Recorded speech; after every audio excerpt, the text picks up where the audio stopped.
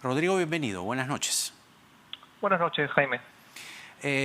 A ver, los tweets que publicas a diario pues son consultados permanentemente, entre otros por quien habla, y la verdad es que son un insumo de seguimiento permanente de la evolución de la pandemia, más aún en la segunda ola que ya estamos viviendo. Y uno de los últimos tweets que has publicado se aboca a los datos del SINADEF. Y según estos datos, al día de hoy mueren en promedio 676 personas a diario por toda causa. De allí hay que separar los excesos, comparando con la data del año anterior y así. Esta cifra, ¿qué nos dice o qué puedes tú interpretar de acuerdo a lo que nos está señalando esta cantidad de muertes? Muertes por toda causa, repito. Pero ¿cuál es el exceso? Siempre hay un exceso allí que el SINADEF tiene mapeado, ¿verdad? Correcto. Como verás en la gráfica, la línea negra en la parte inferior es el promedio de fallecidos diarios durante el año 2019 que tomamos como línea base. El día de hoy, durante el año pasado, a lo largo de la pandemia, tuvimos un exceso de fallecidos de hasta 700 personas por día, llegando a 1.010 personas fallecidas por día. Qué bárbaro. En la última semana, al día de hoy, en promedio, están falleciendo 676 personas, que esto ya es un exceso del 100% de lo que normalmente fallecerían en un periodo fuera de pandemia en los años anteriores, ¿no? Y ahora, recuerdo, tú también lo recordarás, que quedó pendiente actualizar en el MINSA las cifras de muertes. Todavía estamos con una data retrasada. Creo, si mal no recuerdo, que la data está actualizada hasta agosto, si mal no recuerdo, agosto del año pasado. Si sumamos o complementamos este exceso, ¿de qué cantidad de muertes estamos hablando por coronavirus en esta segunda ola? ¿Es posible advertir ello? Sí, el Centro de Epidemiología maneja tres cifras. Uno, los confirmados, que también maneja el MINSA, que son en base a pruebas de descarte por pruebas moleculares, pruebas de antígenos, pruebas rápidas. También hay otro que es por criterio médico, que asciende a unos 50.000. Recordemos que el MINSA está reportando 39.000 únicamente. Y hay otro que está en el SINADEF, que bajo criterio clínico están siendo registrados por COVID. Esta cifra al día de hoy está llegando a 86.000 fallecidos por COVID. Entonces ya ves la brecha entre los 30, sí, en total, la diferencia entre los 39.000 que reporta el MINSA y los 86.000 que reporta el SINADEF por COVID. 86.000 muertes, y claro. Sí. ¿Y es tan difícil actualizar estas cifras? Porque recuerdo que se hizo una explicación el año pasado, todos lo recordamos, en las conferencias en Palacio, que decían que había un equipo abocado a ir cotejando y diferenciando muertes por otras causas y muertes por coronavirus. Actualizar esta cifra, tal como tú lo has hecho en menos de un minuto, ¿es tan difícil de colocarlo en la sala situacional o qué?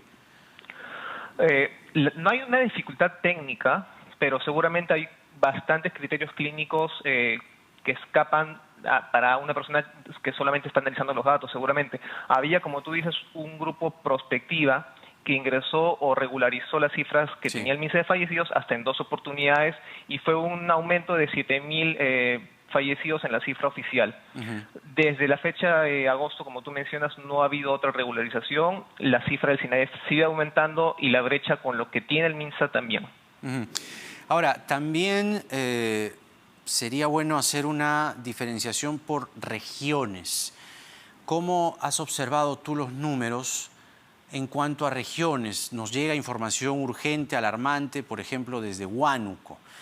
Hay regiones que se han catalogado como de riesgo muy alto, pero el criterio es básicamente sobre el sistema de salud. Pero cuadro por cuadro, en nivel regiones, ¿en qué regiones se producen la mayor cantidad de muertes al día de hoy? Al día de hoy, Huánuco es quien está lamentablemente pasando el peor momento. Ya superó los valores de fallecidos que trajo la primera ola. Le está siguiendo, lamentablemente, Pasco, le está siguiendo Junín, Ancash en esa misma línea.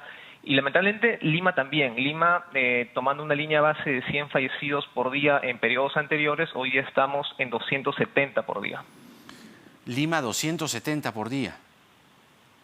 Wow. Sí. Ahora, ¿qué regiones, asimismo, presentan una tendencia al alza? Es decir, ¿en qué regiones, tal como has podido observar, y veo al vuelo aquí tu publicación en Twitter, pero nos gustaría que le expliques a nuestro público, ¿qué regiones observas una tendencia al alza? ¿En todas, a nivel nacional? En la gran mayoría. Es más fácil decir tal vez en qué regiones no se nota este aumento, ¿no? Que seguramente sí. Loreto, en Amazonas no se nota mucho este aumento, en San Martín no se está notando, pero no pasan de 5. Todas las demás regiones en general están, así sea leve, aumentando. La mayor cantidad de regiones a nivel nacional está aumentando la cantidad de muertes. Eso es tremendo. Ahora, había otra diferencia o data que no estaba clara, ¿no? Es decir, ya va a ser un año, ahora en marzo, desde que comenzó todo esto, y no podemos tener una data homogénea. MINSA tiene una data, las DIRESAs, las direcciones regionales, tienen otra data, y SINADEF tiene otra data. Tú como ingeniero has podido llegar a entender por qué tenemos esta disonancia, por qué tenemos números por aquí, números por allá, y no tenemos una sola base de datos estándar y bien organizada a nivel nacional. Bueno, en palabras de la ministra Macetti, esto se debió al inicio por falta de una integración de sistemas de información, falta de recursos que pudieran actualizar la información en tiempo real, pero ya pasado la pandemia, con los meses que tenemos, luego se basaba en distintos criterios para categorizar o catalogar los casos como confirmados. El MINSA manejaba pruebas, en regiones manejaban también criterios clínicos y no necesariamente pruebas, y SINADEF registra todo lo que el médico al momento de defunción considera por los síntomas o relación de casos confirmados por COVID, que también el motivo ha sido COVID, la defunción.